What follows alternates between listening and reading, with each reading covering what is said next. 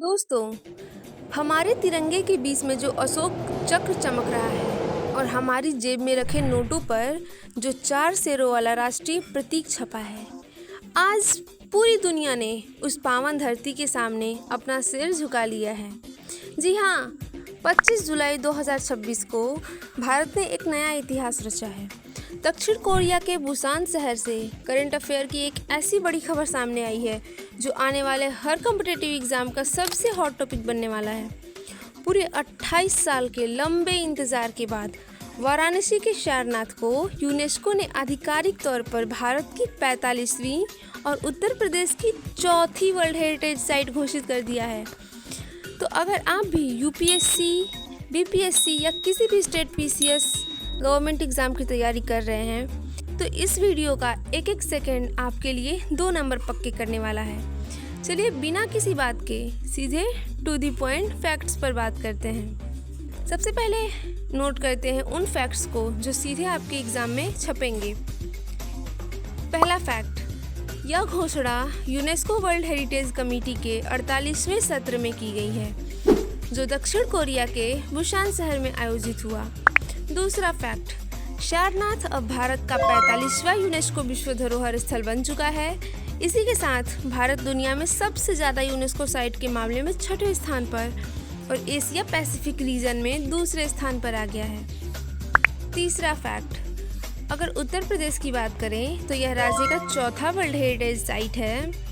इससे पहले केवल 3 स्थल ताजमहल, आगरा फोर्ट और फतेहपुर सिकरी शामिल हैं। और चौथा सबसे इम्पोर्टेंट फैक्ट, सारनाथ को पहली बार 3 जुलाई 1998 को यूनेस्को की टेंटेटिव यानी कि अस्थायी सूची में भी शामिल किया गया है। पूरे 28 साल के लंबे इंतज़ार के बाद भारत सरकार के सांस्कृतिक मंत्रालय ने नॉमिनेशन डोजियर के तहत इसे यह परमानेंट दर्जा दिया है। अब बात करते हैं कि यूनेस्को ने सारनाथ के किस हिस्से को अपनी धरोहर माना है। तो यूनेस्को ने इस टैग में मुख्य रूप से 2 बड़े हिस्से शामिल किए हैं। पहला है चौखंडी स्तूप और दूसरा है सारनाथ का मुख्य पुरातात्विक क्षेत्र। इस क्षेत्र के अंदर आता है दुनिया भर में प्रसिद्ध धमेक स्तूप जिसकी ऊंचाई लगभग 43 मीटर है और इसकी दीवारों पर गुप्त काल की अद्भुत नक्काशी की गई है। इसके अलावा धर्मराजिका स्तूप के अवशेष, मुलंग धकुटी विहार और सबसे महत्वपूर्ण सम्राट अशोक का सिंह स्तंभ इसी संरक्षित क्षेत्र का हिस्सा है। यही वो स्तंभ है जिसके शीर्ष को 26 जनवरी 1950 को भारत ने अपने राष्ट्रीय प्रतीक के रूप में अपनाया है। करंट अफेयर के साथ साथ इसका इतिहास जानना भी बेहद जरूरी है। सारनाथ बौद्ध धर्म के 4 सबसे पवित्र तीर्थ स्थलों में से एक है जिनमें बाकी 3 लुम्बिनी, बोधगया और कुशीनगर हैं। प्राचीन काल में इस जगह को ऋषिपतन या मृगदाव यानी कि हिरणों का जंगल कहा जाता था। जब महात्मा बुद्ध को बोधगया में ज्ञान मिला तो वे सबसे पहले सारनाथ आए और यहीं पर उन्होंने अपने 5 शिष्यों को अपना पहला उपदेश दिया।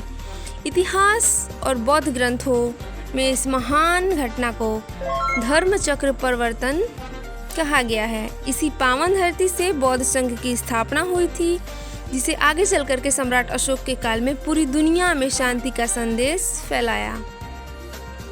इस यूनेस्को टैग के मिलने से उत्तर प्रदेश के बौद्ध सर्किट को इंटरनेशनल लेवल पर एक बहुत बड़ा बूस्ट मिलेगा और वैश्विक पर्यटन में तेजी आएगी।